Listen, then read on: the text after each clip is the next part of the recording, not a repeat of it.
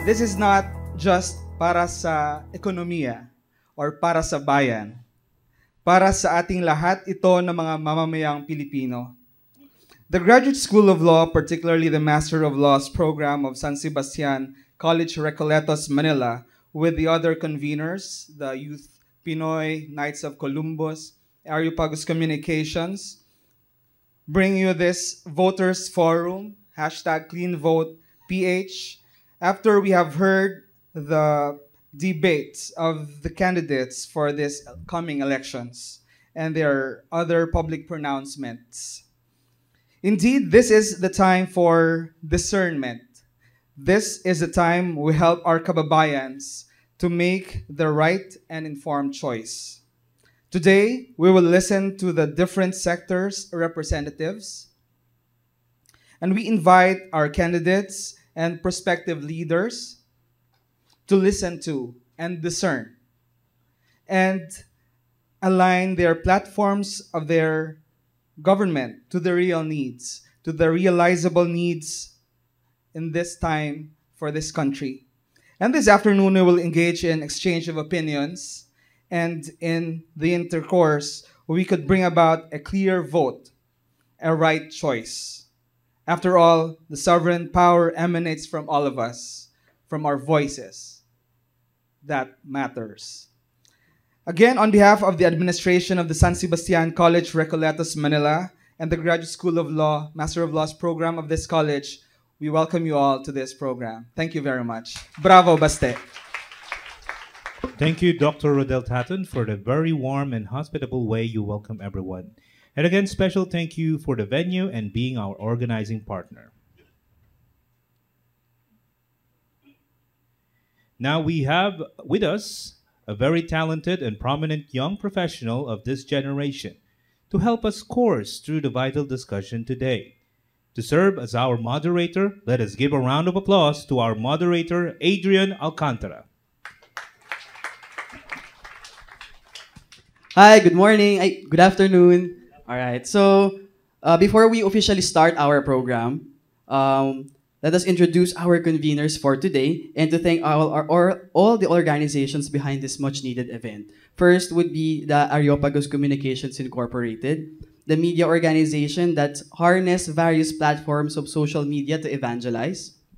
The Knights of Columbus Philippines, a Catholic lay, family, fraternal, and service organization that seeks to promote social and intellectual intercourse among its members and their families.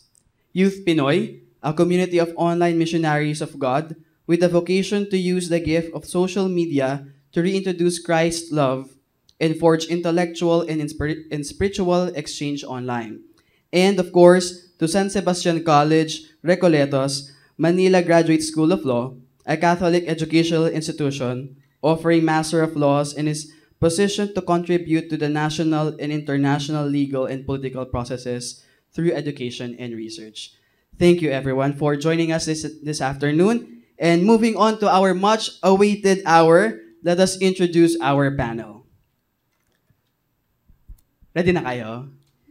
Ayan, so medyo mukhang ganado-ganado na makinig yung audience natin for this afternoon. So let's start. Our first panelist for this afternoon is Miss Samantha Marceliano.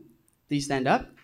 Miss Marceliana is the new elected president of Colegio de San Juan de Letran, Manila, of the Student Council, the assistant secretary of Dominican Network Youth Group Philippines, a dominant Youth Group Philippines ambassadress, an incoming fourth-year communication student, a San Juan Matias Scholar of the CSJL, and a member of the World Youth Alliance Asia Pacific.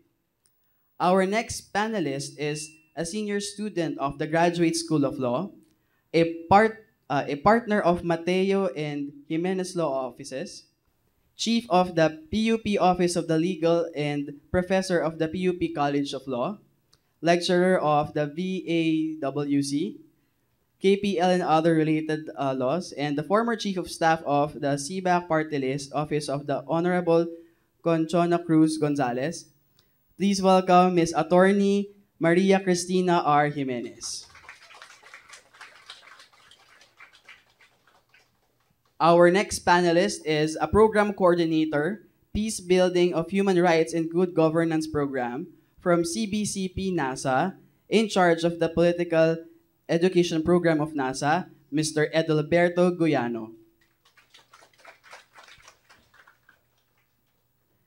Next part of our panel is a nurse who has an experience in the private sector for 2 years and who has worked also for the government for 3 years up to the present. Let us all welcome Ms. Maria Lourdes Bernadette Manipon. A proud Filipino, Moro peace advocate, a law student from the San Sebastian College, Recoletos, recently attended and chosen as one of the 70 student leaders in the Master Peace Boot Camp organized by the Office of the Presidential Advisor for Peace Process. Affiliated with the National Youth Commission and the American Field Service Philippines as a volunteer, and chosen as the Youth Ambassadress of Goodwill in Japan under the Genesis 2.0 program in 2013. At the present, she works with peace stakeholders. Please welcome Nor Fatima O. Sungod. And last is Mr.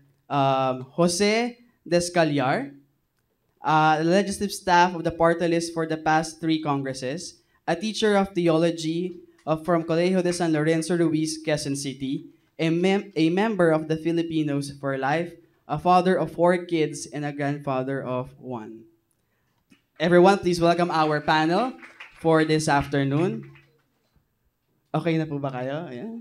So sila po ang ating mga pakikinggan ngayong hapon para sa napaka exciting at bukas na diskusyon sa nalalapit na isa namang national event na kailangan nating pagsumikapan at pagsamahan nating lahat. Alright? So, welcome ulit everyone, and it's a very, very nice afternoon. Ayan. We all know that in a few days, election will happen na. This month of May will be a defining moment for the Philippines and a time for decision-making and proper judgment of seeking the truth. For the past months until today, we have been flooded with information of each and every candidate's stand and platform. Now, this afternoon, it's our time to speak and to let our voices be heard. And as voters, we should know what we want. What do we really want from our leaders? And what do we dream for our government and for our country? What do we want for our children's future? And to begin this meaningful discussion, may we hear from our panel their brief opening statements. So I guess we should start from left to right. All right, so Sam, you may now start. I think that the microphones, you have one here. Magandang hapon po sa inyong lahat. Ako po si Samantha Marceliana, ang inyong representative sa youth. Para po sa akin, ano nga ba ang tunay na leader? Ang tunay na leader po ay may paninindigan sa kanyang salita at hindi humihingi ng kahit anong simpatsya, lalo-lalo na ang tiwala mula sa iba. Dahil ang tiwala po ay hindi hinihingi, kundi binibigay ng tao sa karapat-dapat na leader. At nawa ang leader po natin ay mas higitan ng expectation naming mga kabataan. Dahil kami pong mga kabataan ay hindi lang tunay na pag-asa ng bayan, kundi ang bagong media na may pakialam at makikialam para sa bayan. Yan lang po. Maraming salamat. Alright. Maraming salamat, Sam. Next is Miss Berna. Ako po si Berna Manipon, galing sa health sector. Naniniwala po ako na ang susunod na leader natin dapat may totoong simpatsya sa tao, hindi lang para protektahan ito, pero para alagaan. Alagaan hindi lang mula sa labas, kundi pati sa loob natin. Naniniwala ako na sa mga sensitibong health concerns natin ngayon, sa sobrang daming bagong sakit, dapat mas malapit sa mga tao yung tamang health na benepisyo na makukuha nila. Yun lang po. Alright. Maraming salamat, Ms. Berna Manipon. Mr. Jose? Sa akin, mahalaga sa akin ang merong malinaw, mabuti, wasto at tamang moral compass. Yun yung pinaka-bottom line. Pangalawa, meron 3 P na mahalaga sa akin. Pro-life, pro-family, at patriotic. Mahalaga yung buhay kasi lahat ng bagay nagsisimula sa buhay. Walang batayang karapatan ang pinakasaligan kundi ang karapatang mabuhay.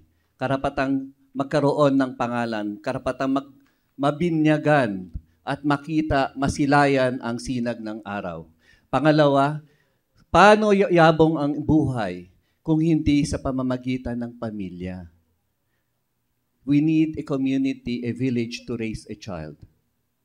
So it is, ang pinakabatayan ng ating lipunan ay ang pamilya. Kung matatag ang pamilya, matatag ang lipunan, matatag ang bansa. At lahat ng pambansang patakaran, maging national hanggang local, ang pinaka-epekto niya, pinakasukatan, laging sukatan, ano ang nangyayari sa pamilya.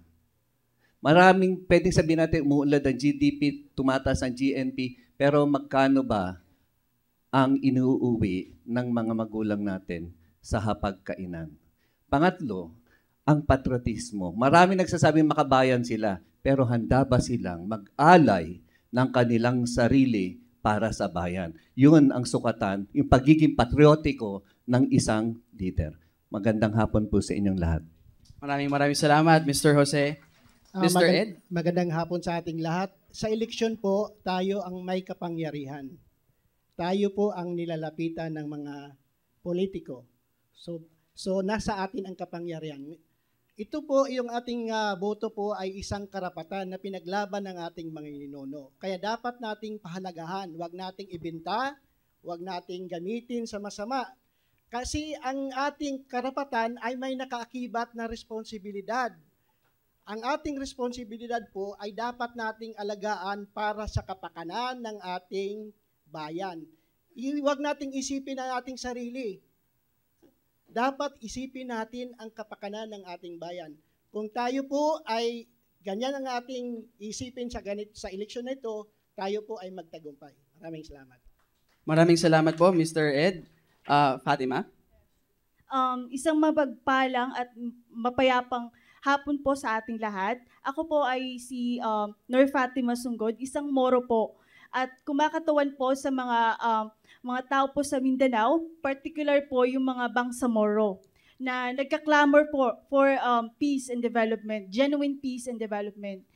Palagay ko po itong peace and development ay isang importante na maging parte ng ating mga presidentiables para sa kanilang plataforma po. At ito po para po to sa lahat. Alright, thank you, Fatima. Attorney Maria? Good afternoon po sa bawat isa. Ako po si Attorney Jimenez. Kabilang po sa Graduate School of Law ng San Sebastian College, Recoletos. Ako po ay, maraming salamat. Marami kaming kaklase rito, no? Hello? Ayan, naniniwala kami at ako'y naniniwala sa isang responsable, gobyernong may dignidad, moralidad at disiplina. I am an advocate of righteous governance, equal protection of law, and we of course would like to uphold the rule of law.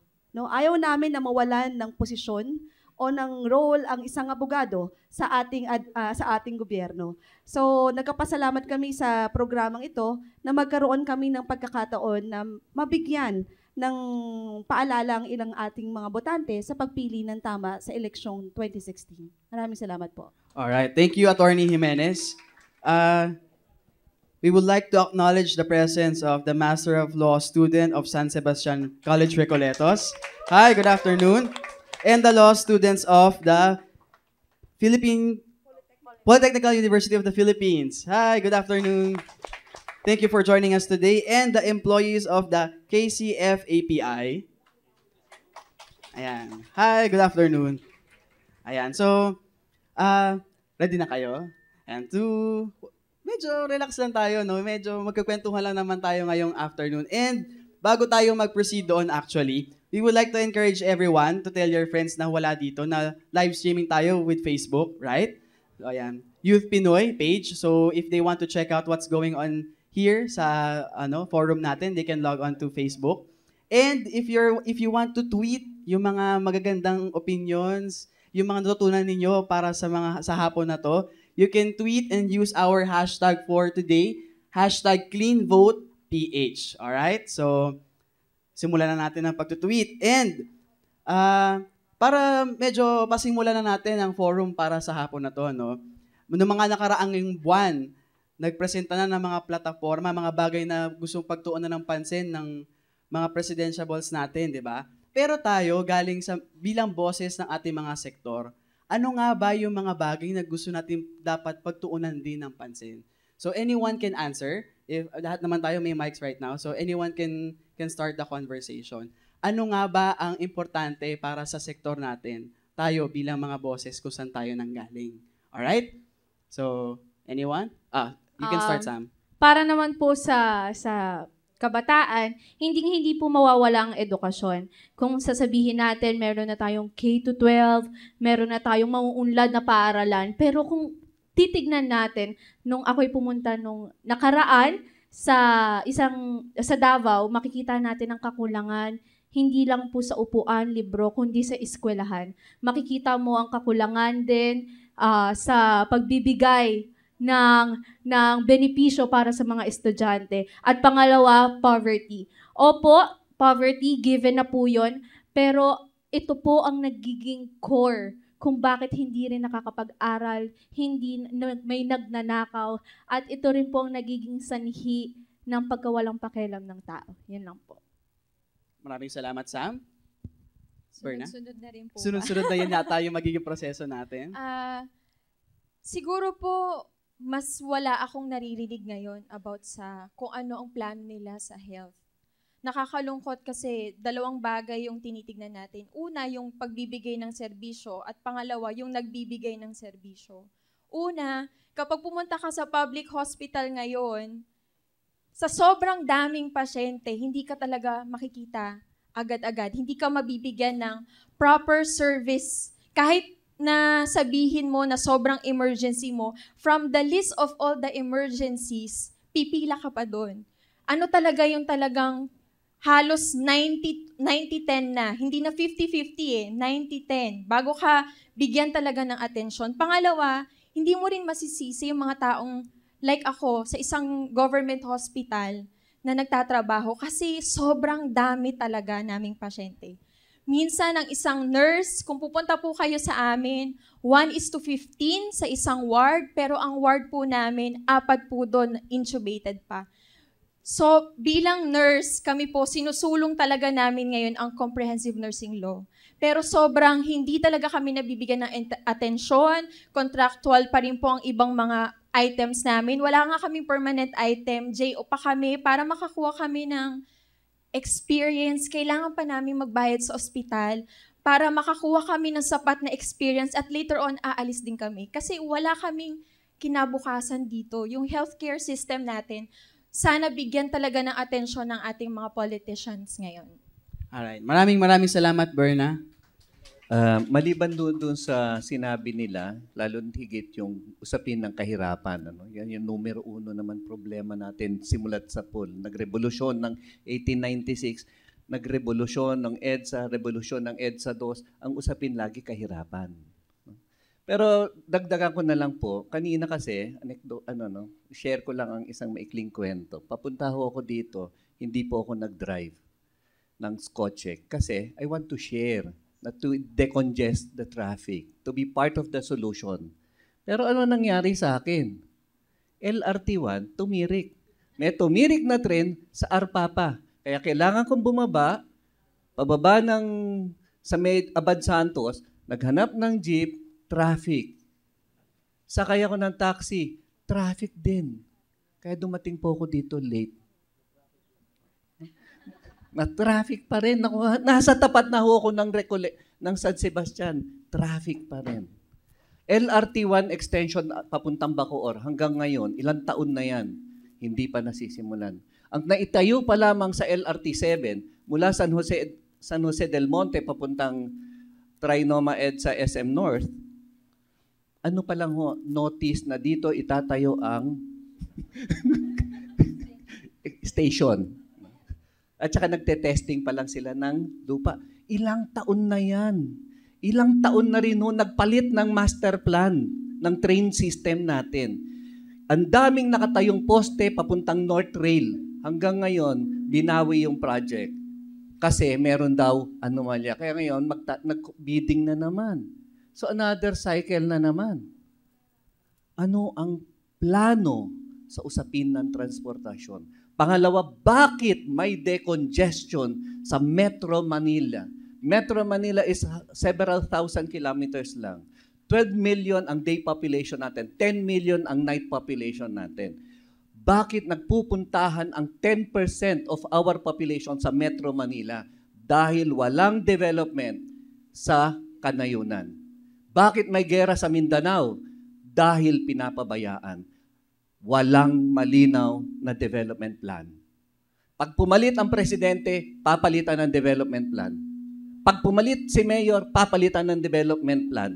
Kasi hindi sa akin ang mga kontraktor. Maraming salamat po.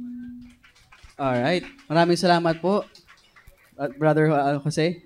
Siguro sa itong election na ito, ating pagtuunan, bantayan natin yung ating mga kandidato sa kanilang mga sinasabi, kanilang mga pangako.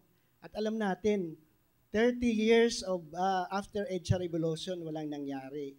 Ilang taon na, ilang presidente, mga leaders ang papalit-palit at walang nangyari. Kung tutusin, kung tingnan natin, parang walang nangyari sa eleksyon. Pero dapat din tingnan natin, sabi ko nga kanina, ang eleksyon po ay ating karapatan na bumoto, pumili ng mga kandidatong karapat-dapat na magbigay na maayos na serbisyo para sa atin, para magbigay ng kasaganaan at kasarap ng buhay sa mga Pilipino. Ngunit ito din ay isang responsibilidad. Kaya nga po, sa election, alam natin na may nanalo na walang nangyari after election. Kaya doon tayo papasok.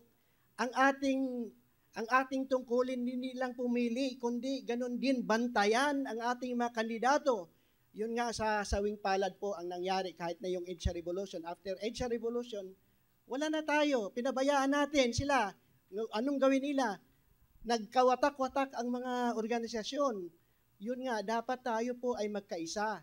At tayo po at isulong natin ang isang magandang kinabukasan. Ang mga politika po, kung hindi nila makita yung numero ng mga taong nagpoprotesta, nagre-reklamo, hindi yun kikilos. Kaya kailangan natin yung pagkaisa.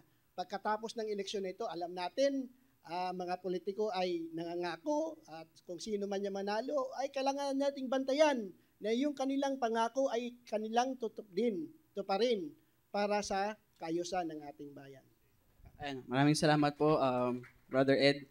Pero follow-up question lang. Kasi, of course, para marami tayo ngayon, nakafocus sa maraming beliefs yung pinaglalaban natin ngayon. Coming from the sector of the CBCP, especially from NASA, di ba? Maraming tayong kailangan social actions na kailangang itap. Ano po ba sa tingin ninyo yung importanteng tutukan din ng gobyerno na gusto ninyo para sa lugar ninyo na naglilingkod sa simbahan at may mga paniniwala na kailangang pangalagaan?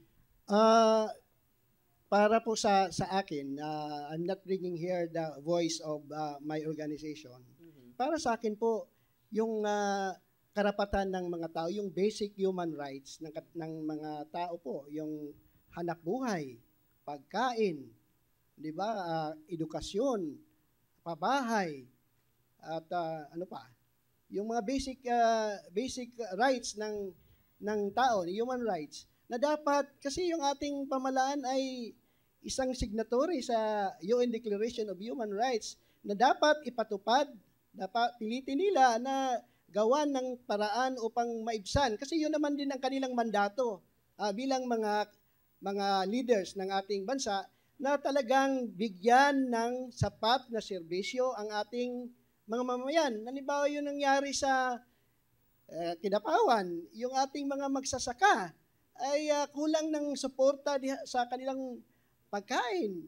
Marami tayong mga magsasaka ngayon, landless farmers, na hanggang ngayon yung ating comprehensive agrarian reform program hanggang ngayon is the longest agrarian reform program, pero hanggang ngayon, yung distribution ay hindi pa kompleto.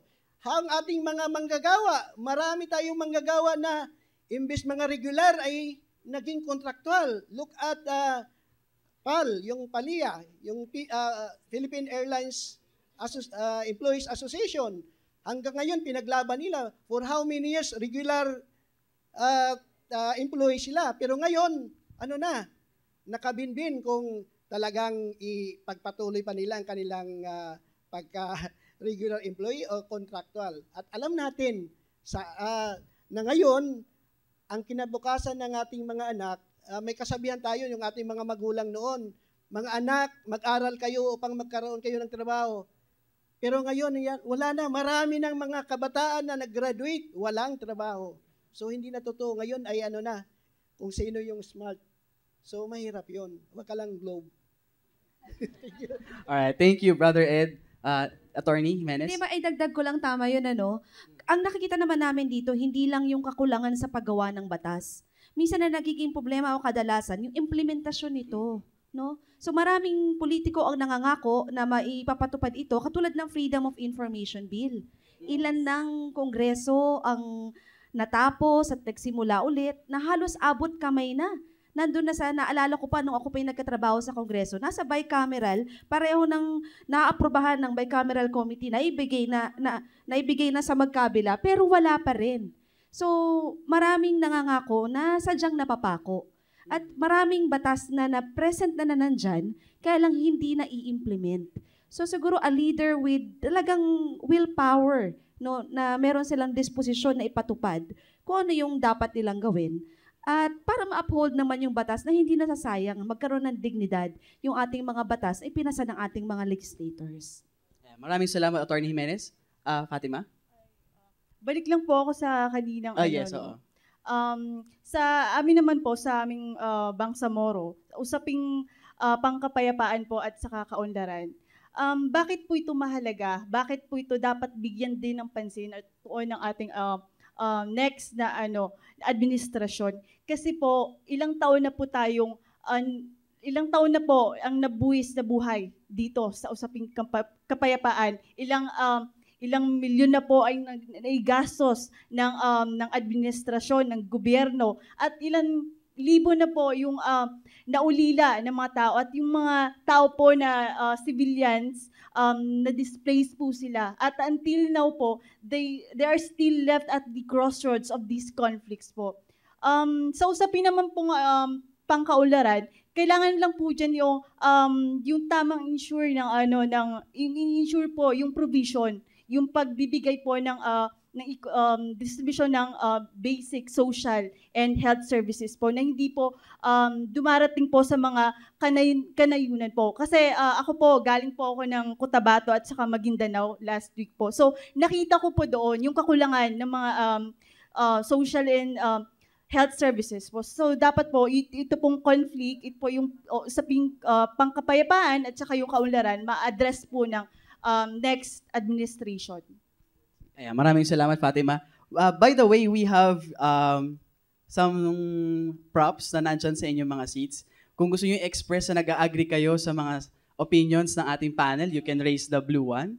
Or kung hindi nyo naman feel, pwede nyo namang i-flip at medyo dislike. Ayan, okay? So, maya-maya magagamit natin ng mas marami. Pero ngayon, pwede na natin subukan. Diba? Ayan. Sa naging statement ba ng ating mga ni Fatima ngayon with regards sa peace and order sa Mindanao, do you agree or disagree, guys?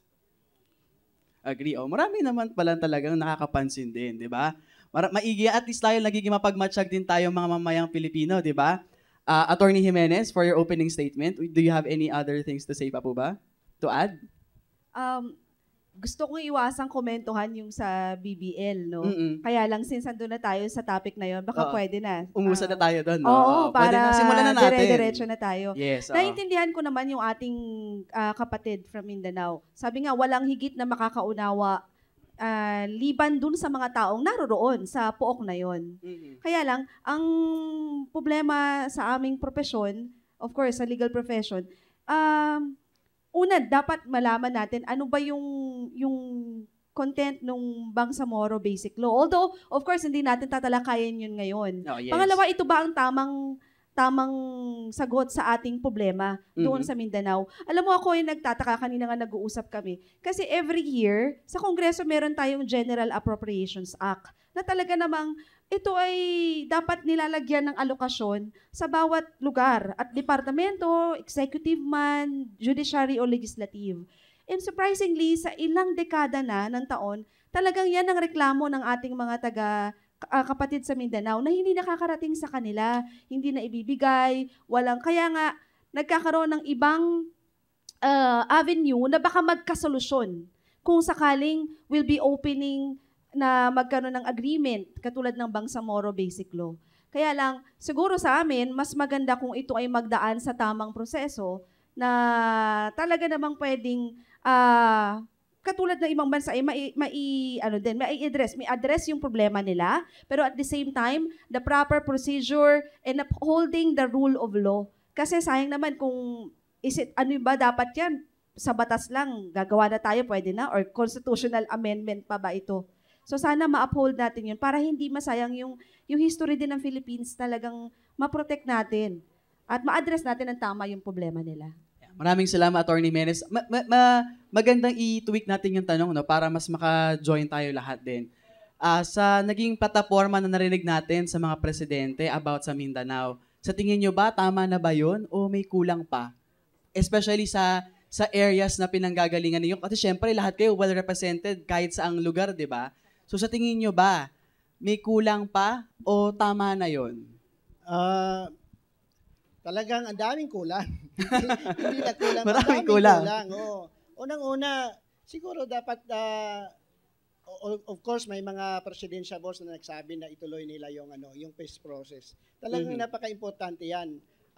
Kasi ngayon, nahinto yon na siguro last year pa yon nahinto yung peace process.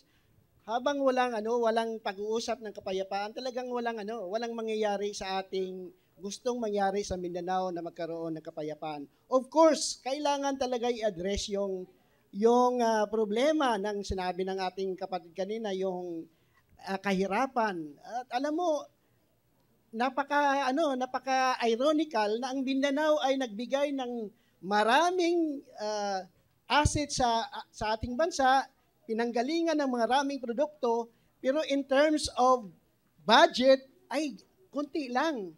Kaya yung ating lalo na yung ating mga kapatid na Muslim, yung areas nila doon, although nung panahon ng isang malaking pera, siguro mga 7 billion, pero alam natin ito yung sakit din ng mga Pilipino, ng ating mga kapatid, na minsan ay nawawala yung pera. Sabi nga, implementation, may pera naman yan, pero nawawala. Kagaya nung issue ng PDAF, di ba? Nawawala yung pera.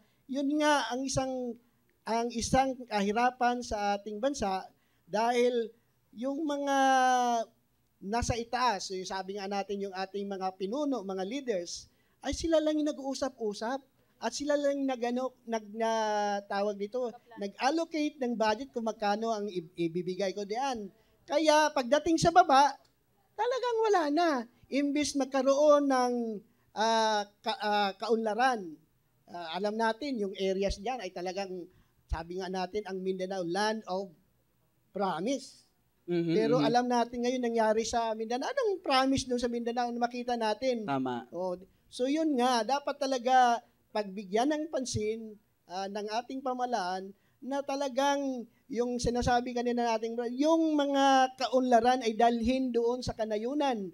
Hindi lang dito sa Metro Manila, kaya nga Metro Manila maraming traffic dahil lahat ay nagsisiksikan dahil alam nila na parang doon sa Manila kahit basura la pera na, di ba?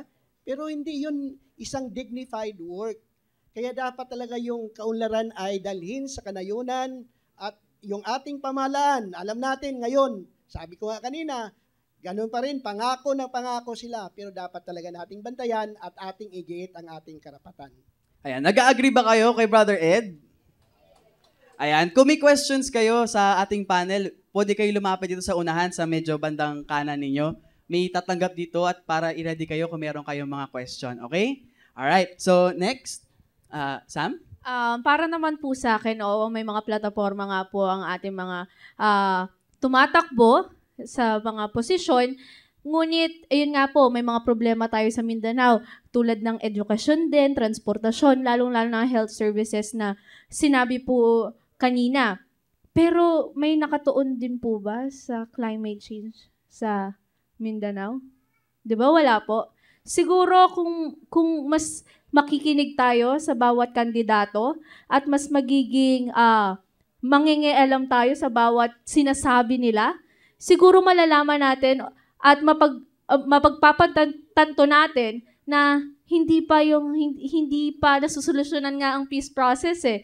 Paano pa kaya ang transportasyon? So, hindi natin nararamdaman ang pag-unlad dahil hindi naman, nagiging left behind ng Mindanao dahil hindi fino-focus ng mga kandidato ang mga problema o yung causes ng problema dun sa Mindanao. So, sa tingin po kung mas mapapakita at mas mapapatunayan pa ng bawat kandidato sa tamang impormasyon ang pag-unlad nila, siguro mas mabibilang na natin ang kaunlaran nila. Yun po. Ayan, maraming salamat, Sam. Berna? Siguro magre-react lang din ako dun sa hindi nila pagkuha about sa health. Kasi naniniwala ako dun. Yung mga kaibigan ako from national, sinasabi nila, pag sinabi nila na libre ang gamot, pagdating sa mga kanayunan na biglang sinasabi ng mga tao, ay may bayad po, 5 piso ang paracetamol, 10 piso ang ganito, na sinasabi ng from the national, hindi, libre ang gamot, pero ano talaga ang nakikita ng mga tao? May bayad. Anong mas marami? Private hospitals. Sobrang mahal pagdating sa pagkonsulta. Ano ang minimum na konsultasyon ngayon ng ER? 500 to 700 pesos. Kung ikaw ay karaniwang tao, hindi ka nagbabayad ng kumaga ikaw, hindi ka mismo nagbabayad ng PhilHealth mo, wala kang PhilHealth, wala kang SS, simpleng tao ka lang talaga, kaya mo ba ang 500 piso? Ano ang pupuntahan mo? Talagang government hospitals. Pagdating mo naman sa government hospitals, kulang ang gamot, kulang ang beds, walang beds. Literally sa amin, ngayon sinasabi nila magsasara na ang Fabella kasi i-renovate, masisira na ang building. Ang mga nurses po doon i-deploy sa ibang lugar. Saan po sila mapupunta? Yung mga pasyente nila, saan pupunta? Pupunta na naman sa ibang government hospitals. Ako po yung isa sa government hospital na pinupuntahan. At sobra po talaga nilang dami. Umabot kami sa punto na ang mga nanganganak na babae, nasa floor na po. Sobrang dami talaga nila. Kung aaksyonan lang sana ng gobyerno na, yes, kailangan po natin na maraming ospital. Hindi lang po pribadong hospital, government hospitals din po. Tuunan naman po natin ng pansin na bigyan sila ng sapat na pera para i-renovate, para magbigay ng mas abot kahayang serbisyo. Kami po may charity pa, pero matatawa po kayo, government hospital po kami, pero meron na rin po kaming pay patients. Mga pasyenteng nagbabayad. Hindi lang po charity patients. Isa po kaming government hospital. Sabi nga nila, ang hospital namin, refleksyon kung ano ang healthcare system ng bansa. Isa rin po kami sa, hindi po kami part ng DOH hospitals. Pero lubos naman po kami nagpapasalamat sa Syntax dahil nabibigyan po kami. Isa rin po kami sa, kung sasabihin ko po, sobrang na-disturb dun sa PDAF. Kasi meron naman po tayong mga, hindi naman po natin sinasabi na lahat ng politiko hindi nila ginamit ng tama ang PDAF nila. Sa amin po may mga politiko na yung PDAF talaga nila, ibinibigay nila sa amin para po sa mga pasyente namin na nangangailangan ng operasyon, cardiac surgeries, whatever surgeries, mga gamot. Pero simula nung may mga nakita na hindi talaga nila nililiquidate ng tama yung PDAF nila, nawalan ng PDAF sa amin. Yung mga charity patients namin, wala, lalapit sa PSO. Wala naman silang PhilHealth. Kung saan-saang mayor sila, bibigyan sila ng guarantee letter, 1,000 pesos. Para saan mapupunta ang 1,000 mo kung ang pasyente mo nangangailangan na napakalaking pera? Sana lang po tuunan talaga nila ng pansin ang healthcare natin. Pangalawa, siguro ito na rin, i-voice out ko na rin. No? Siguro sabi ko nga, timely din na nagkaroon ng ganitong setup. Kahapon po nagkaroon ng ng rally ang Filipino Nurses Union. Bakit po sinusulong namin ang Comprehensive Nursing Law? Mabigyan po kami ng tamang pasahod. 25,000 po sana, pero maraming nagsasabi from other sectors na ito po, from Philippine Hospital Association, sinasabi nila na binivito nila na huwag pirmahan ng presidente itong Comprehensive Nursing Law na to. Bakit? Kasi pag tumaas daw ang sahod ng mga nurses, magkakaroon daw ng demoralization. Demoralization sa ibang healthcare personnel dahil ang mga nurse iba na ang sahod. Kami po yung sentro ng serbisyo ng isang ospital. Siguro po isipin natin, wag lang kami magtrabaho sa isang araw. Ilang pong pasyente ang magsasuffer? Makakagalaw po ba ang ospital? Nakakalungkot lang na iba talaga yung tingin ng ibang administrasyon, pera lang talaga. Hindi sila kikita kasi tataas yung sahod namin. Pero all this time, ilang administrasyon na po yung nakalipas. Ito po magpapalitan naman tayo. Kailan po talaga kami magkakaroon ng boses? Sa mga nurses po ako, nagtrabaho din ako sa private hospital. Provincial rate pa po kami. Ang isa pong sahod ng isang private nurse, 8 to 12,000 lang po. Imagine, nag-aral po kami ng 4 na taon. Ilang oras ang dinedicate namin para lang matuto kami na magbigay ng tamang serbisyo. Pero 8 to 12,000 lang ang nakukuha sa private hospital. Pag pumunta ka pa sa government, yes, mas mataas ang sahod mo sa gobyerno. Pero grabe naman ang trabaho, ang hours na ibibigay mo para lang sa kanila. Pero sa totoo lang po, mas na-appreciate ko magtrabaho sa isang government hospital. Bakit? Kasi doon mo po talaga nakikita kung anong itsura ng Pilipino, anong itsura at damdamin ng mga Pilipino. So sana lang po talaga, mabigyan naman po tayo ng tamang health care. I don't know, whatever law na mabibigay talaga at ma-address tong mga ito. Yun lang po. Ayan, maraming salamat, Berna. No? Maigi na naririnig natin yung boses ng mga nagkatrabaho sa ospital, di ba? Yan, boses na yan galing dito sa Luzon, sa Maynila. Pero ano pa ang sitwasyon pag nasa Mindanao at nasa Visayas ka, di ba? Yung mga hindi naaabot ng tulong ng gobyerno, di ba? Napakaganda. Gusto nyo ba ang narinig natin ngayong kay Miss Berna? Ayan, maraming nagla-like. Maraming salamat po. Brother Jose? Ayun. Ano ko lang, sorry doon sa mga presidential debates, vice presidential debates nakaraan. Kasi pag tiningnan natin, imbis na educational, nakaka-insulto. Kasi bashing, trash talk eh. Siraan. Hindi na pag-uusapan yung mga specific, concrete problems. At ano ang kanilang konkretong solusyon. Ngayon na hapon, konkreto yung mga sinasabi natin. Sa kalusugan, sa kabataan, sa usapin ng kapayapaan at kaunlaran, konkreto, pero wala tayong narinig sa mga kandidato. Tatapusin ko ang kriminalidad, pero paano? Magbibigay ako ng hanap buhay, paano? Tapos ang inoffer BPO. Alam natin, sunshine industry ang BPO, pero strategically wise, hindi siya strategic.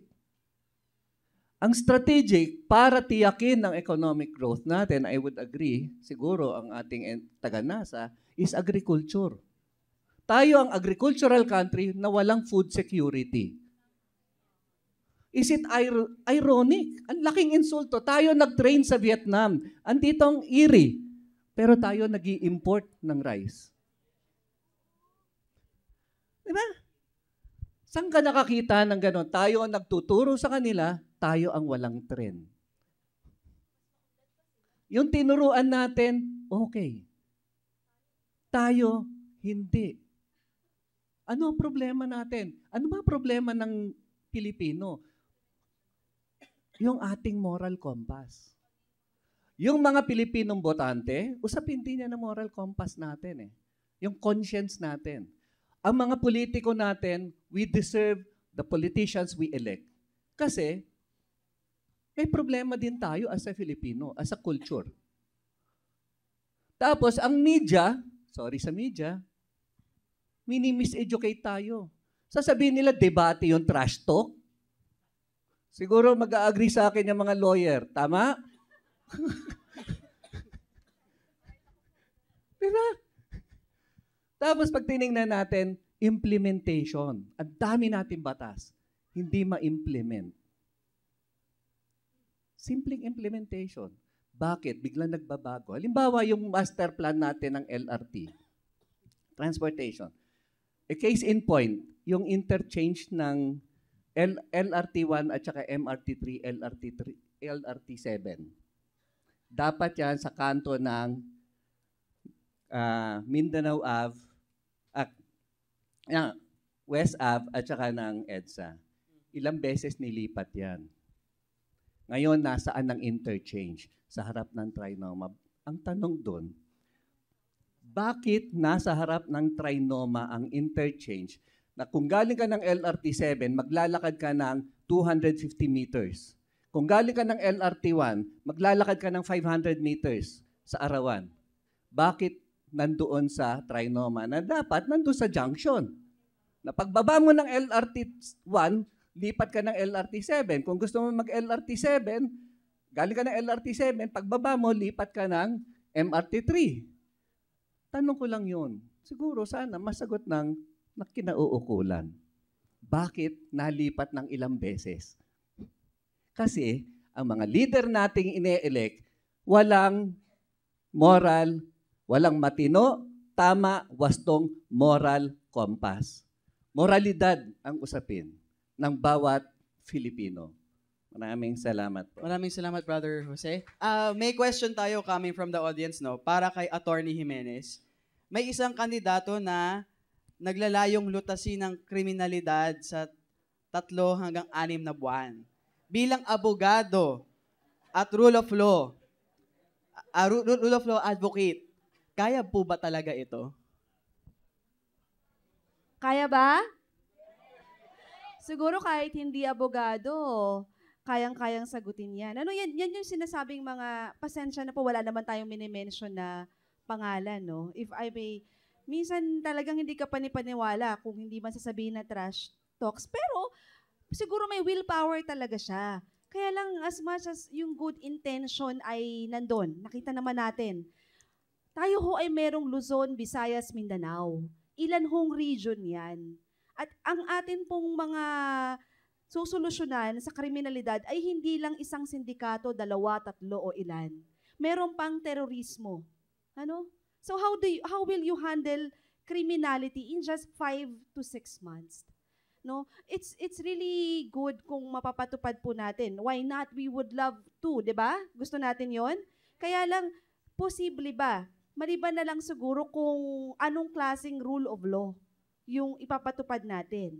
Siguro, mabilis yan kung kalahati ng henerasyon. Siguro 1/4 ng... This is just a conversation with some of my friends as well, no? Kung ilang talagang mababawasan yung kriminalidad, kailangan mabawasan kasi paulit-ulit yan eh. So you have to address the root cause. So sige, tatanggalin mo yung taong gumagawa nun. Pero yun ba ang root cause? Tapos yung paulit-ulit. So that is really problematic for me as a lawyer, seeing that we have ang sabi nga ilan ng islands natin, di ba? Ang hirap, 7,100 islands. Depends if low tide or high tide. So, yun pala ang pag-travel from one place to another, it will take time. How much more trying to implement such a promise? Yun lang po ay aking opinion. Maraming salamat, Attorney Jimenez. Yes, Brother Jose. Siguro, may mga ilan dito na nabuhay noong 1972. No? Ito na ikwento lang daw sa akin. Anyway, naalala ko kasi noon, high school ako noon eh. September 21, tahimik.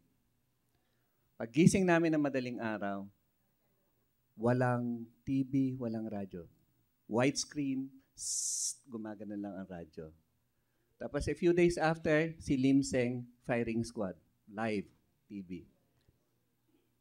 White terror, tumahimik ang bansa. Sabi ng dyaryo, Daily Express, 0 crime rate. Yung long hair ko, naging crew cut. walang parties. 10 o'clock, pag nasa daan pa kami, maghahanap kami ng lamay. Kasi kung hindi kami nasa kalsada kami ng 10 o'clock, huhulihin kami. So, let us assume na nag-zero crime rate nga nun nung mga first few months ng martial law. Pero ang tanong, uulitin ba natin yon? Uulitin ba natin yung dekadang pakikibaka, buhay na binuwis ng mga kapwa Pilipino para makamit lang natin ang isang kalayaan at isang demokratikong lipunan? Uulitin ba? Ayan. Maraming salamat, Brother Joseno. Pero maganda tumalo na tayo sa panibagong topic na maganda sinimulan nyo na pong dalawa, di ba? Pagdating sa safety and security, pagdating sa peace and order, bilang bilang babae, bilang mga parte ng isang pamilya, ano po ba ang saloobin ninyo? At ano po bang gusto ninyong makamit para sa ating bansa when it comes to safety and security, when it comes to peace and order? Ano po bang gusto ninyo? Mga babae. Bilang parte ng pamilya, sir? 'Di ba? Syempre, pamilyado tayo lahat. Talagang mahirap yan, yung peace and order sa ating bansa. At alam natin na, yun nga ngayon, alam natin, nabalitaan natin yung isang bahay, pinasok. Wala namang, talagang ang hirap isipin natin ngayon. Ang ano lang siguro ang dapat nating gawin. At kasi, yun nga, ito, nakaugat ito sa mga maraming mga bagay na mga illegal, mga droga, o ano pa, yung itong mga bagay na ito ay nagpalala sa ating sitwasyon. At sama-sama din, at marami tayong mga kababayan, dahil nga siguro sa kahirapan ay talagang kapit patalim sa ganitong mga aktibidades at hirap. Pero dapat nga siguro yung ating pamahalaan na talagang ito naman ang kanyang tungkulin na ibigyan ng seguridad ang kanyang mamamayan, na dapat pahigpitin talaga. Problema natin, sa tingin ko, ang hirap dahil ang mga pulis mismo, sila din ang protector. Mga politician, sila din protector. Kaya pag sinabi na 6 months ay matapos na yan, talagang mahirap yan. Pero kung ang lahat ng mga leaders, mga local government officials, mga national officials ay magkaisa na sugpuin at resolbahin ang ganitong problema, sa tingin ko kaya naman. Hindi lang siguro 6 months. Oo. Pero, yun, parang hindi ko mahirap isipin kung paano talaga magkaroon sa ganitong sitwasyon sa ating lipunan, na magkaroon ng halo-halo kasi ang problema, kahirapan, droga, kung ano, kaya dapat pumasok ang mga mamayan dito. Hindi lang natin pabayaan yung ating mga namumuno, kasi walang mangyari kung ano lang natin, ibigay natin sa ating mga pinuno, sa ating mga leaders, walang mangyari. Kasi alam natin marami silang mga secret. Pero secret na public, di ba? Alam na natin, pero secret pa rin yun. Yun ang siguro isang hamon sa ating mga presidentiable, sa ating mga gustong magpapili na maging local executive, senador o congressman. Ito yung hamon sa kanila.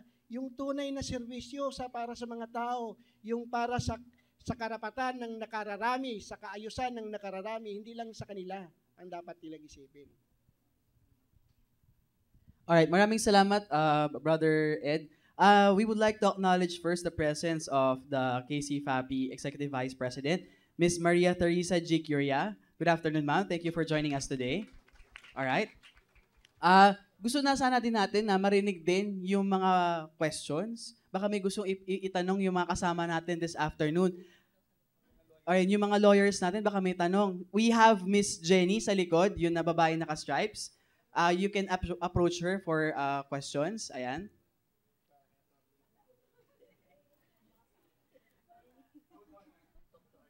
Ayan, we have a microphone here. Ayun. Ay, magandang hapon po sa mga panelista at sa audience. Ay, ako po si Donna Tenorio. Hindi ko po kamag-anak na malapit si LA. Baka po kasi may magpapirma sa akin mamaya. Hindi ho. Ay, ang tanong ko lang po sa mga panelista, kasi po kanina nasabi na po natin yung hinahanap natin sa kandidato, tama po. Ang tanong ko po ay dapat po ba i-consider ng mga botante yung past performance in public service ng ating mga kandidato sa kanila pong pagboto? Una na ako. Sige po. Definitely. Kasi ang dali mangako eh. Di ba? Pero ang ano doon, ang magiging konkreto, yung ano ba yung nagawa mo na? Kasi mangangako ka ng i-deliver mo, hindi ka pa naman nakapag-deliver ni isa. No, nakaka one term ka pa lang. No, one term ka lang, 3 years ka pa lang sa House, 6 years ka pa lang sa Senate. No, wala pa eh. Kaya nga sinasabi, may mga kandidato wala tayong maipintas kasi wala pa nagagawa. Di ba? Parang isang bata, sasabihin mo ang isang bata hindi marunong magsinungaling kasi wala pang nagagawang kasinungalingan.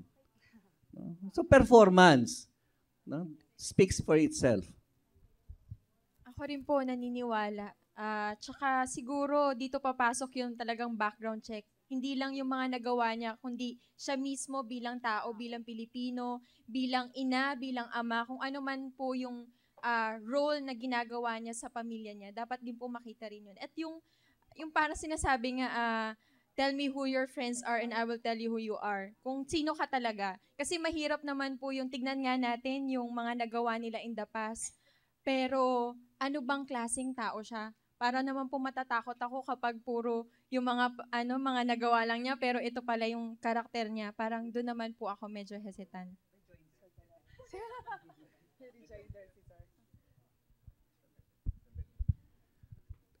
Rejoinder lang. At paano niya ginawa? Okay. Magandang bagay yun. Malaking bagay yun eh. Paano? Yes. Oo. No, halimbawa, nagkaroon ng katahimikan. Pero paano niya ginawa yung katahimikan? Di ba?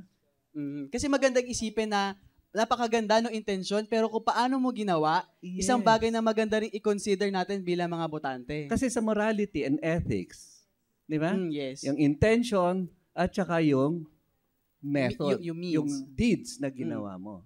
And yung result. Tatlong aspeto eh. Yes. Intention, yung paano mo ginawa, at saka ano ang naging resulta. Alright. May sagot si Atty. Jimenez. Gusto ko talagang mag-agree doon. Ang nangyayari kasi marami akong nakakausap. Of course, non-partisan, we don't name names here, no?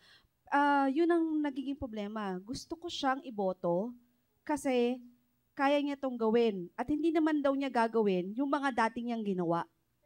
So, napakahirap nun to have a dual personality, no?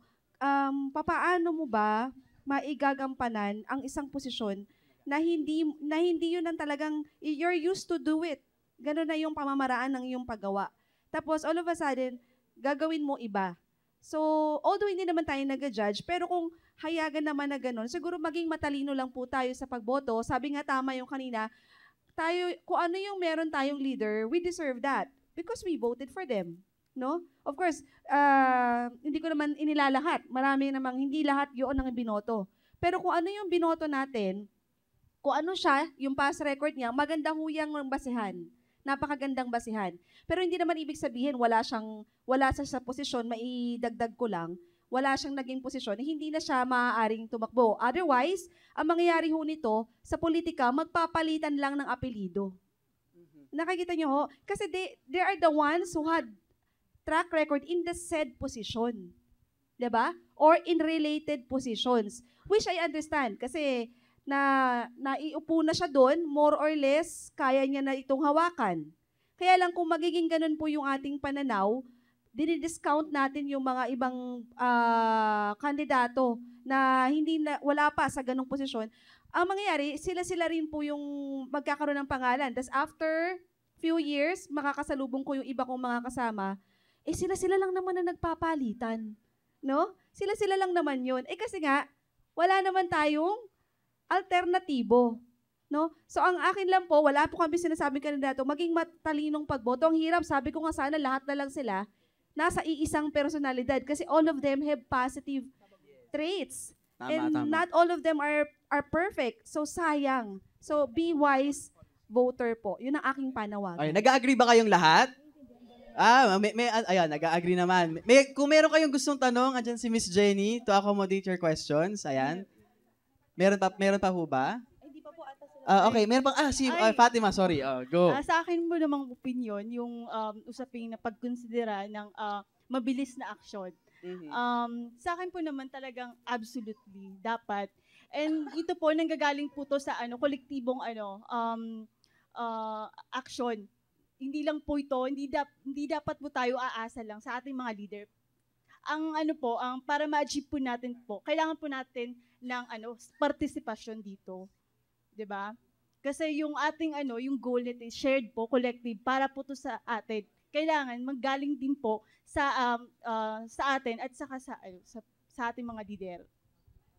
Maraming salamat, Fatima, from the Mindanao sector, no? Okay, sige, go, Sam. Para naman sa akin po, oo, totoo po yun. Kailangan po talaga. Meron nga tayong kasabihan, di ba? What happened in the past, learn from the past, make it improve in the present, and have solutions in the future. Kasi po, mahirap, ako po, personally, mahirap magtiwala sa taong wala pang nagagawa.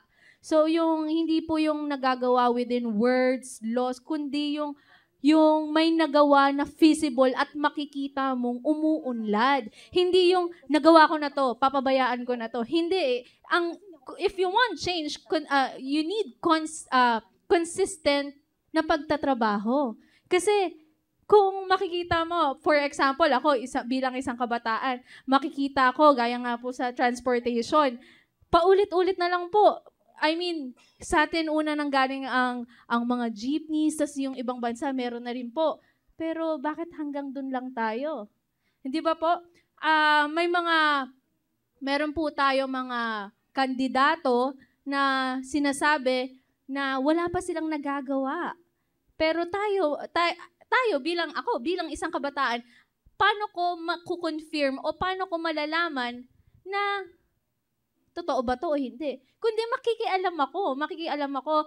Sabi, may seminar po nung nakaraan at isa sa pinakamagandang response for this election is makialam. Kasi hindi mo alam kahit sa media, kahit ako ay nag-aaral ng communication, hindi mo malalaman kung totoo yan mula sa media o hindi kasi hindi mo maiiwasan ng pagiging bias. Kung ikaw mismo bilang isang taong may pakialam para sa bayan at para sa sarili mo, ikaw mismo ang kukuha ng tunay na impormasyon. Yan lang po. Maraming salamat, Sam, no? Maganda, mula doon sa question na yun, no? Dediretso tayo sa isang panibagong tanong. And itong susunod kong tanong, talagang dinivide niya ang maraming tao sa social media sa iba't ibang panig, di ba? Kayo ba? O sa pinanggagalingan ninyong mga sektor, di ba? Gusto niyo ba? O naniniwala ba kayo na dapat magkaroon ng focus sa platform o magawan ba maisabatas ba ang same-sex marriage? Di ba? It's been buzzing in social media Pero iba't iba ang opinion ng maraming tao. Kayo po ba, ano sa tingin ninyo ano ang boses ninyo about this issue? Sige po. Of course, sa simbahan. Sa simbahan po, at ako po ay naniniwala na, of course, sinasabi nila it's a human rights. But kung titingnan mo, there's a purpose bakit mayroong isang lalaki at isang babae. At doon po ang titingnan ko. Ano yung magkaroon ng wag na sigurong sabihin nila na magkasama na lang silang magkaibigan pero mag-asawa. Ang marriage is identified as male and female, man and woman. Hindi naman sinasabing lalaki at sa lalaki, babae at sa babae. Hindi siguro marriage yung gagawin nila. Kasi ang sinasabi natin, yung marriage ay babae at lalaki. Kaya ayokong susugan, suportahan o yung mga ganong agenda na dadalhin ng ating mga politiko. The same with of course with other issues against the church. Pero gusto kong sasagutin yung sinabi kanina na tanong na yung track records. I mean, hindi naman siguro absolute yun. Kasi sabi nga kanina ating kaibigan, dapat alam mo kung paano ginawa o anong tutunguhin. Kasi minsan, yung mga walang track records, pero kung alam mo yung buhay nila, di ba? May mga tao naman na alam natin kung paano sila nakisilamuha, paano sila namubuhay. Pwede naman natin yun ang kanilang batayan sa ating pagpili. Kaya nga sa aming mga voters education na pinopromote namin yung karakter, kakayahan at katapatan. Kasi minsan naman ay may mga kandidato na kahit bago sila, ngunit yung kanilang buhay, bago sila tumakbo, ay maayos naman at maayos ang kanilang pakitungo at maayos ang kanilang pagtulong sa kapwa. So, hindi absolute yung track records lang. Alright, maraming salamat po, Brother Ed. Okay? Regarding sa issue ng same-sex marriage, Brother Jose. Ako po ay hindi sangayon. Una, paliwanag ko po. Una, yung karapatang magmahal, universal right po yan. Hindi ho yan yung tinututulan ko.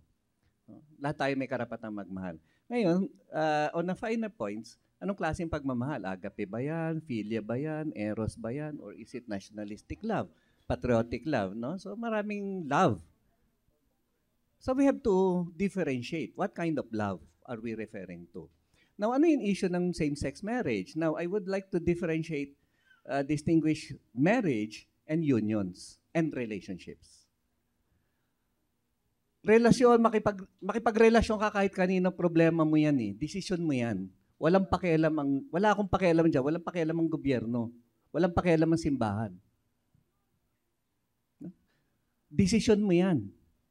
Kung ano ang mangyari sa'yo, maganda, mabuti, that's your choice. So wala kang ibang sisisihin, kundi sarili mo. Diba? Pangalawa, ano ba ang hinahabol ng nag-a-advocate ng same-sex marriage? Karapatan, meron na silang ginagawa. Ginagawa na nila.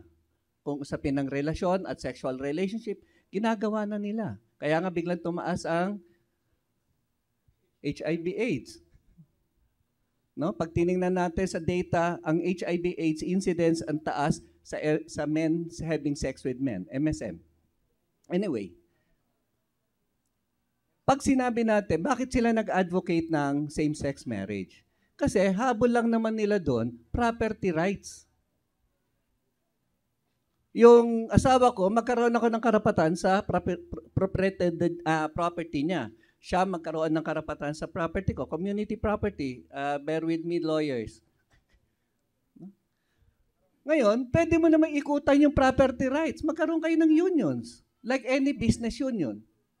Any business corporation, partnerships. You can come up with that. May mga legal instrument na tayo to guarantee yung property interest nyo. Na wag nyo nang pakialaman yung salitang marriage.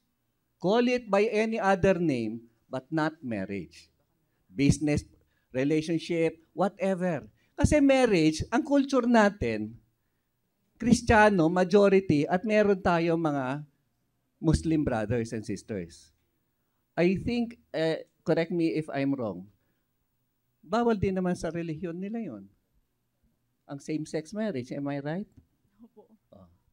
Ngayon, kultura natin ngayon, ipipilit ng minority yung kanilang gusto sa majority. Nasaan ang demokrasya? When we talk about democracy, it is the rule of the majority. Now, why 1% is asserting its privilege, granting them special rights all over the 99%? Is that democracy or is it hegemony of, paghahari ng iilan sa majority? Kasi ginagawa na nila, wag na natin hatiin pa ang hati-hating lipunan. Diba? Ipipilit yung sa amin. Halimbawa, pag hindi ako in the United States, isang Christian baker, ayaw mag-bake ng wedding cake ng isang ng gay couple, kinasuhan. Ano ang kaso? Discrimination. Ayaw lang niya mag-bake ng cake. So kung magsasalita ako ngayon, at merong ganong anti-discrimination na specifically on same-sex marriage, pag sinabi ko, hey, hindi marriage yan, that is discrimination, and I am liable. Pwede akong ikulong. Nasaan ang karapatan ko ngayon sa aking paniniwala? Nasa saligang batas natin yung karapatan natin sa ating pananampalataya, sa ating paniniwala. Ngayon, sasagkaan ako ng ganong batas. Alright, pero speaking of human rights, yung dun sa topic na yon, ano po ba ang take ninyo? Parang meron bang naisip na magandang plataforma? Napagtutuunan ba yun ng pansin para sa atin sa pagdating sa usapin ng human rights? Kayo po ba? Ng mga kandidato? Opo, ang mga kandidato natin. Napagtutuunan po ba yun ng pansin? Una, ang batayang karapatan natin kasi karapatan mabuhay eh. Walang nagsasalita on the right to life. Pangalawa, usapin ng batayang karapatan natin is to live a decent life. Meron ba nagsalita tungkol sa minimum wage? Karapatan natin sa kalusugan, may nagsalita ba? Sinasabi nga ng kinatawan ng kalusugan, wala. Karapatan sa edukasyon, bilang batayang karapatan, meron ba nagsalita para ayusin ang problematikong K-12? Wala. Karapatan natin sa isang mapayapang pamumuhay, wala naman nagsalita tungkol sa BBL. Anong gagawin sa BBL? Lahat nangako ng kapayapaan pero specifically wala silang ninahaing konkretong paraan. Madaling mangako, general statement yan eh. Pero at the end of the day, paano mo gagawin? Alright, bago tayo mag-move sa, medyo malapit tayong mag-close eh. Pero may special question kasi for Honor Fatima, no? Sa pagbabasa mo ba or pakikinig sa mga kandidato pang national, meron bang genuine or konkretong plataforma sa peace process?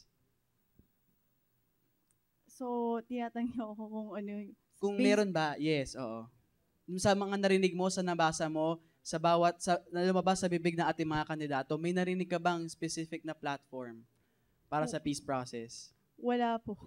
Well, see? Oh.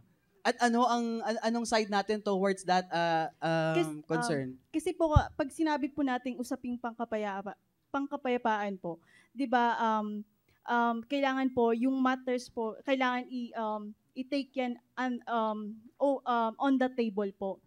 Makipag-usap po.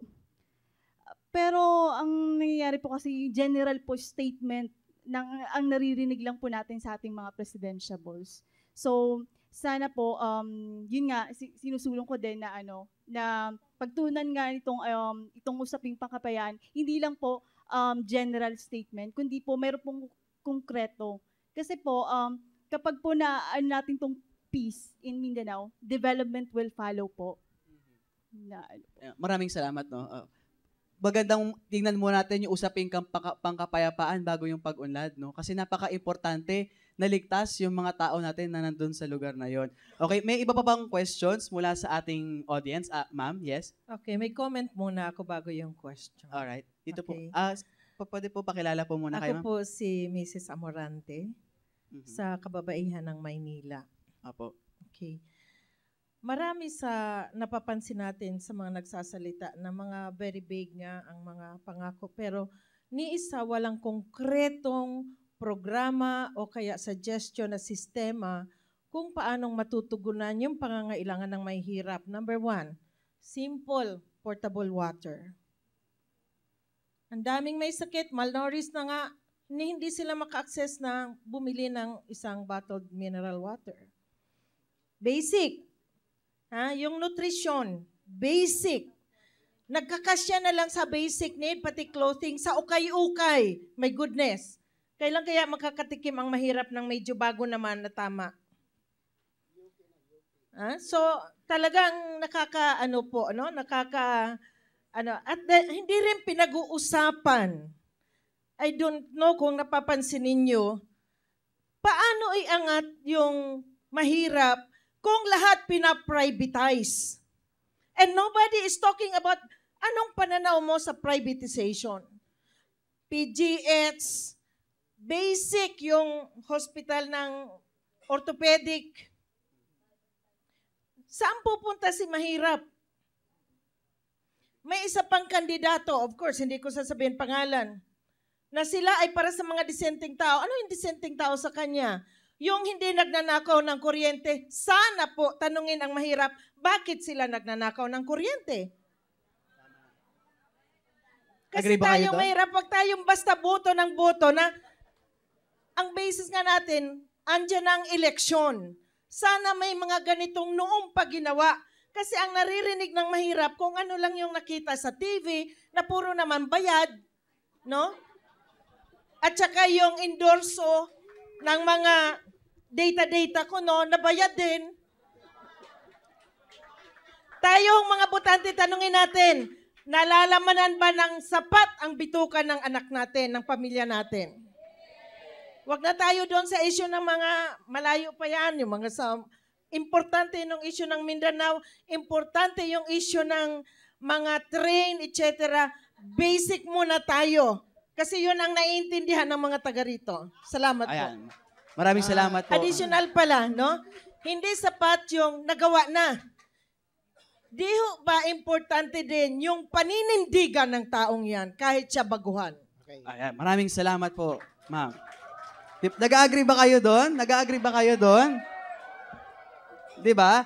Tayo po ba? Ano nga ba ang opinion natin sa basic needs, 'di ba? Sa basic commodities, nabibigyan po ba 'yon ng pansin? Ang tubig, ang kuryente, ang pagkain, 'di ba? Ang mula lahat ng access sa mga mahihirap sa mga panggobyernong establishmento, 'di ba? Nawawala isa-isa, 'di ba? Ayan. So, ngayon dahil medyo limitado na yung oras natin, no? Maganda na narinig natin talaga ang pulso ng mga kasama natin ngayong hapon na to, lalo na sa iba't ibang sektor ng ating bansa, ano.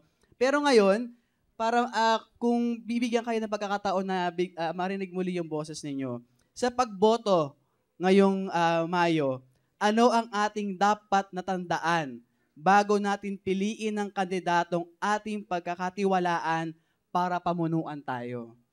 Ano nga ba ang dapat natin tandaan sa mga kandidato bago tayo pumili? Pwede po ba natin marinig ang saloobin ng ating mga panelista ngayong hapon? Sino mauna? Si Attorney Jimenez. Alright. Okay. So, ang daming magagandang nasabi, no? Maraming inputs na naibigay sa atin. Pero sa akin, ang pipiliin kong kandidato dapat sigurado. May pagmamahal hindi lang sa bayan. Diyos at bayan. Kasi napakahalaga na hindi ka lang may talino, may integridad o dignidad, pero meron kang, alam ko, na safe ako dahil meron kang takot doon sa Diyos.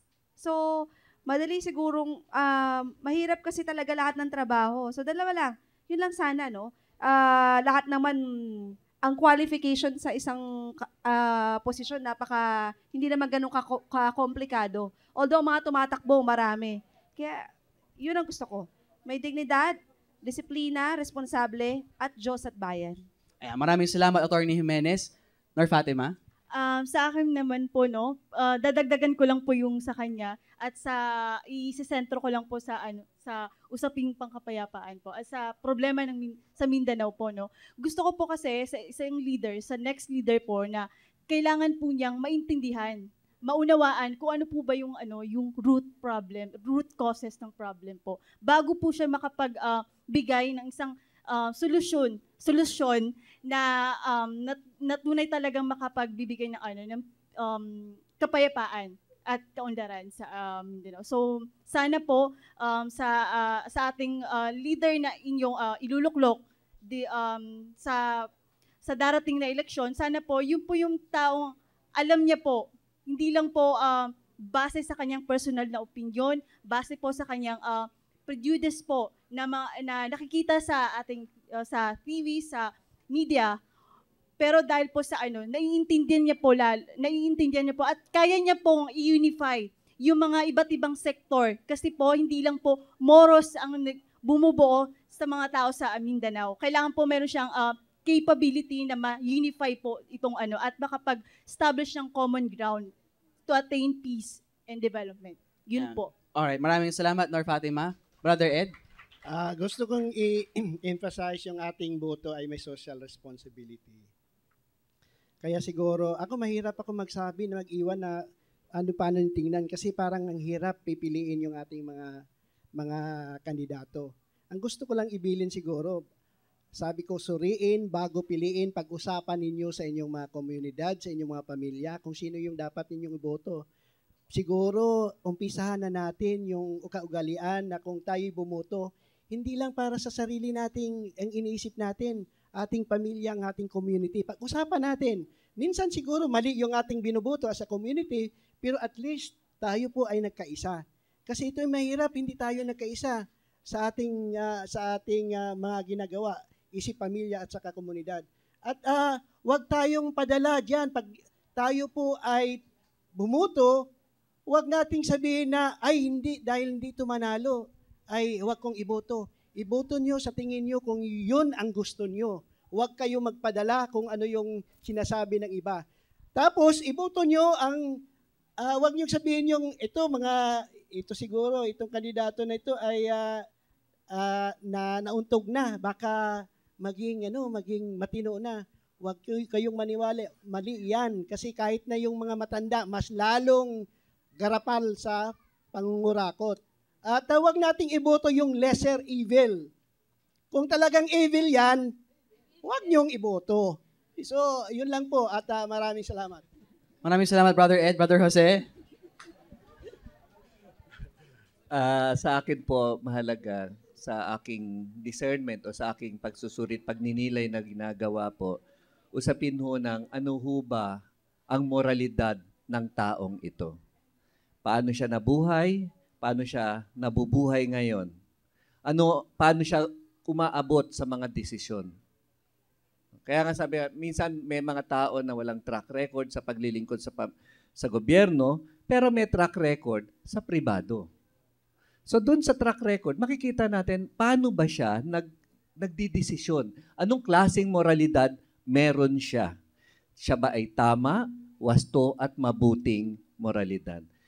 Pangalawa, pipiliin ko rin yung kandidatong may plataforma, una, malinaw at konkreto, no? Hindi yung mga channeling lang. Pro-life, pro-family, at nationalistic ang plataforma. Meaning, ang bottom line, sabi nga sa dulo, may Aibaro, sa dulo, ano ang nangyayari sa individual na Pilipino? Ano ang mga programa niya at paano niya gagawin yun? Nang sa gayon, ako at yung aking apo ay may kakainin 3 times a day. Plus merienda pa pala, no? Maraming salamat, Brother Jose. Berna? Ako po, dadagdagan ko na lang po yung sinabi nila. Sa akin po, dapat po may puso. Una, may pananampalataya. Pananampalataya sa Diyos, may takot sa Diyos. Pangalawa, unawa. Naiintindihan talaga. Pangatlo, may sakripisyo. Dapat po natin maintindihan yung binoboto natin, public servant. Sila po yung magsuserve sa atin para mapabuti po yung kung ano man yung meron tayo. Dapat po open sila sa sakripisyo. At yung panghuli, syempre open. Bukas. Bukas para makinig sa boses ng mga Pilipino. Yun lang po. Maraming salamat, Berna. Sam? Yes, syempre, lahat naman yun gusto natin mangyari. Pero ako, bilang isang individual, hindi ko iisipin yung sarili ko. Kasi yun na yung ginagawa ng mga politiko at mga kandidato.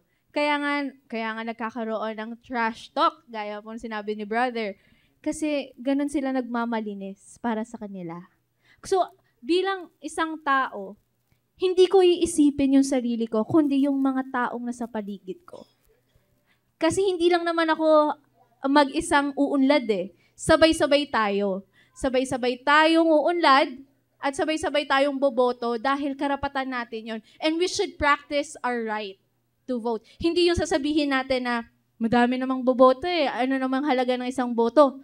Kung sino ang para sa inyo ang totoong leader, siya pong iboto nyo. Wala na, wag niya kayong makinig kung ano man ang sasabihin ng iba kasi wala eh. Karapatan ko to at ito ang boto ko. Yun lang po. Maraming salamat, Sam. Ayan. Nag-agree ba kayo sa mga sinabi nilang lahat? 'Di ba? And siguro mga kasama natin dito ngayong hapon na to, no, napaka-importante ng boto at mahalaga na kailangan alam natin kung sino nga ba talaga ang dapat nating iboto. Hindi lang basta tayo pupunta sa Mayo at pipila sa at susulat sa ating mga balota, 'di ba? Dapat tayo makialam at dapat natin alam, 'di ba? At as much as we want na mag-usap pa ng ganito katagal, alam ko marami pa kayong gustong itanong at gustong malaman, pero sasaglit lang ang oras natin para sa hapong ito, no? At kung meron pa kayong mga question, tanong, pagilinaw na gusto niyo malaman mula sa mga panelists natin, which by the way, maraming salamat para sa pagsama sa amin ngayong hapon.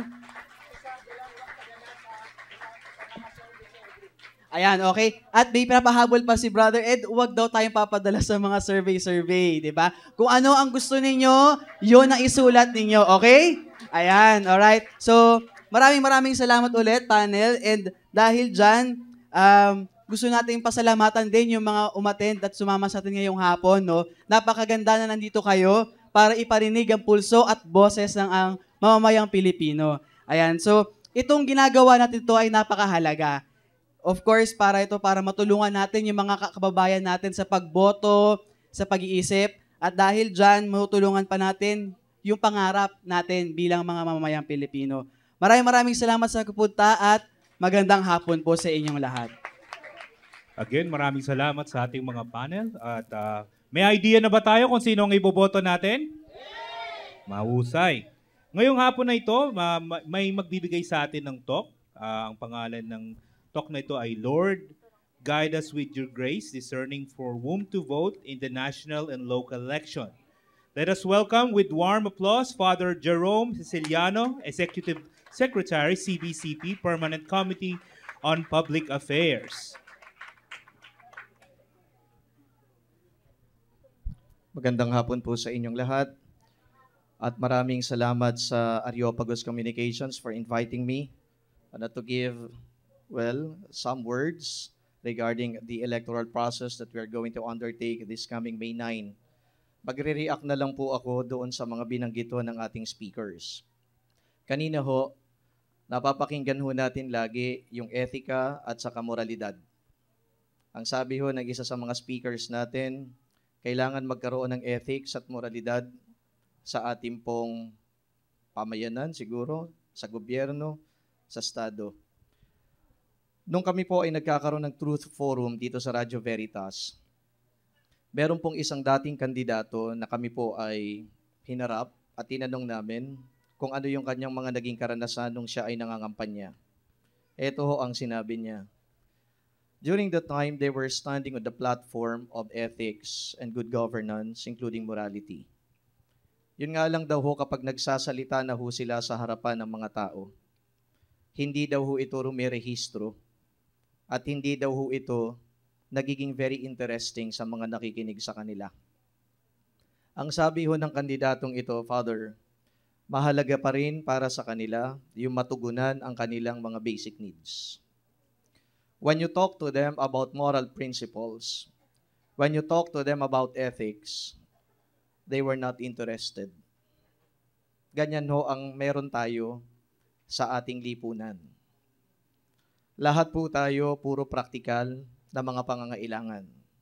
Dapat ang isang kandidato ibigay sa iyo pagkain. Dapat ang isang kandidato mag-provide sa inyo ng trabaho. Dapat ang isang kandidato may kakayahan na magbigay din sa inyo ng mga bahay. Puro practical needs. Ngayon, isinusulong natin yung tinatawag nating moralidad o ethics sa ating lipunan. Nag-uumpisa po yan siguro sa loob ng tahanan. Yung mga magulang ho na andi dito, bigyan nyo ho ng pagkakataon ng etika o di kaya moralidad ay maging bahagi ng inyong buhay bilang isang pamilya. Siguro hindi po ninyo kilala itong babanggitin kong pangalan. Yung iba ho dito na mga nasa school, universities, mga academic kung tawagin, siguro kilala ninyo si Jürgen Habermas. Jürgen Habermas is a philosopher, a German philosopher, a sociologist, and a practitioner of the philosophy called pragmatism. I-simplify ko na lang ho yung pragmatism. Siya ho yung tao na nag-advocate na yung isang ideya, isang prinsipyo, dapat inia-apply yan sa isang praktikal na sitwasyon. Ganyan ho si Jürgen Habermas. At siya ho ay kinilala bilang isang very influential na individual, hindi lang ho sa Europa, kundi pati na rin sa larangan ng filosofiya. Ito ho ang sinabi niya nung merong isang pagkakataon na sila po ay nagdebate ni Pope Benedict. Si Pope Benedict ay isa ding intelektual.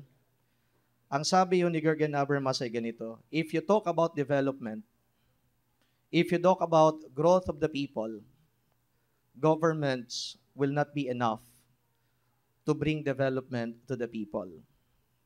You need the church, and he fell short of mentioning that you need morality para maging kompleto at holistic yung pagbibigay ho ng tinatawag na development o pag-unlad sa tao. Ulitin ko po yung sinabi niya. Kailangan mo ng simbahan, kailangan mo ng moralidad, kailangan mo ng relihiyon para holistic, kompleto ang maibibigay na paglago sa tao. Tayo ho sa CBCP, for example, ang ating pong Pangulo, lagi hong sinasabi yan sa ilang mga panayam at kanyang sinusulat. Do not vote for a candidate who will wipe out religion or God in the public sphere. Some of these candidates are running for public office now. Some of these politicians, rather, are running for public office now. Kung halimbawa babalikan natin ang sinabi nitong ating Pangulo, do not vote for them who will wipe religion, morality for that matter, and God in the public sphere. Related to that, ayoko hong maging idealistic sa pagsasabing ito, but then again, I think bunsod na rin ho ito ng aking pananampalataya. Sabi ho ng isang anonymous author, if we have nothing left but God, we become aware that God is more than enough. Kaya siguro napakahalaga na isaalang-alang mo sa tinatawag nating larangang pampubliko at sa tinatawag nating lipunan na ang Diyos laging andyan dyan. Ang relihiyon at moralidad ay may impluensya sa ating pananaw at sa ating mga gawain. Hindi tayo dapat puro legalisms. Hindi tayo dapat puro batas. More often than not, the politicians that we have always appeal to law, and law. Wala pa naman daw napapatunayan. Hindi pa naman daw sinasabi ng batas na ikaw ay magnanakaw. Kaya dapat ang korte ang magsasabi kung ano ang katotohanan. If you notice, dahil masyado tayo na parang nagdedepende sa kung anong sasabihin ng batas at kung anong sasabihin ng korte, para bagang pinalalabas sa mga taong ito na ang katotohanan ay makukuha mo lang kapag ito ay sinabi na ng korte. That the courts are the final arbiter that will tell us what is the truth. Hindi po totoo yan. Tayo bilang mga tao, may kakayahan ho tayong magsinungaling. Kahit na ang isang tao ay pinasumpa mo na siya ay magsasabi ng katotohanan, hindi po mawawala sa kanyang sistema ang pagsisinungaling. Bilang tao, tayo ho ay pwede makapanloko ng ating kapwa. You know who possesses the truth. There is none other than our God. Ang Diyos. Kayong sinasabi ni Bishop Sok, guide us with your grace as we choose our leaders at this coming election. Pangalawa, na binabanggit ho dito kanina, yung partisipasyon daw ho ng mga tao. Totoo po ngayong eleksyon, magpa-participate ho tayong lahat. Kung hindi man ho lahat, karamihan ho dito ay boboto. Binanggit ho nila ang napakaraming mga katangian. Napakaganda nung sinabi ng ilang mga nag-react ng mga kasamahan ho natin dito. Alam ho ninyo, yung pagpa-participate ho sa eleksyon, dapat lang naman ho yan. Natural na dapat na ginagampanan ho natin yan. Pero very crucial, pagkatapos ang eleksyon. Sabi ho nila dapat may plataforma. Sabi ho nila dapat sila ay merong track record. Sabi ho nila dapat yung kanilang pamumuhay ay maayos. Ito naman ho sasabihin ko. Nakita ninyo yung kanilang nakaraan, napakinggan ninyo yung kanilang mga plano ngayong nangangampanya. Darating at darating ang panahon na ang lahat ay pwedeng maiba. Kapag sila ay nakaupo na, maaaring sila ay iba na rin. Ang sistema na umiiral, maaaring magpabago sa isang napakabuting tao, napakabuting kandidato. Alam ho natin yan. Ilang taon na ho tayo na sumasali sa ganitong proseso. Napakaraming mga kandidato na napakinggan natin. Nawawakasan nila ang kahirapan, ang kriminalidad. Magbibigay sila ng trabaho. Siguro panahon pa ho ni Marcos or maybe even before Marcos, you heard all these promises. Sabihin nyo ho sa akin ngayon, makalipas ho ng napakaraming taon, yumamang ka ba? Kung ikaw ay dating dukha, umangat ka na ba? Kung noon ay wala kang trabaho, meron ka na ba na tinatawag nating dignified employment? Meron ka na bang bahay na masasabi mong pag-aari mo? O nananatili ka pa ring squatter na kung ituring ng mga taong yan na nasa kapangyarihan, ikaw ay parang isang dumi? Marami ho na mga pangako. But then yung sinasabi nating partisipasyon ho dito goes beyond elections. May mga abogado ho dito. I-correct nyo po ako kung tama ang sasabihin ko. In the 1987 Constitution, it is provided na yung mga tao po na walang kinalaman sa gobyerno, na kung tawagin nila ngayon ay civil society, merong tayong karapatan na makilahok sa tinatawag nating pamamalakad ng ating lipunan. I think Article 2, Section 23, yan ho yung sinasabi. Article 13, Section 16, kung di po ako nagkakamali, yan din ho ang sinasabi. Yung Local Government Code noong 1991, ganyan din ho yung sinasabi. May karapatan ho tayo na makisangkot at makialam. Sa pagbalangkas ho nila ng mga pulisiya sa munisipyo, pati na rin ho sa national government, dapat andyan dyan, represented, ang mga katulad ho natin, mga simpleng mamamayan. But for as long as we organize each other and work really for the good of the majority, kailangan nilang pakinggan tayo. But you know what? Kahit na nga ho yan ay nasasaad na sa batas, kahit na ho binigyan na tayo ng karapatan ng batas na makilahok, makisangkot at makialam, pero pinapaikot pa rin ho ng mga taong nasa posisyon ang dapat ay partisipasyon natin ng mga ordinaryong mamamayan. Anong gagawin nila? Mag-i-invite ng civil society. Ito yung civil society na kaibigan ng kanyang mga misis, ng kanyang misis. Ito yung civil society na kaibigan, kumadre, kung hindi man ng kanyang totoong misis, yung kanyang pangalawang misis. Ganito ho ang naging kalakaran. And so therefore, mapapansin natin yung mga batas at polisiya na kanilang binabalangkas, mukhang hindi po yata nanggaling sa pangangailangan ng taong bayan. Binanggit ho niya kanina ng isa sa mga nag-react, let us go back to the basics. But even the basics are not being given to us because the policies that they are making were not really for us.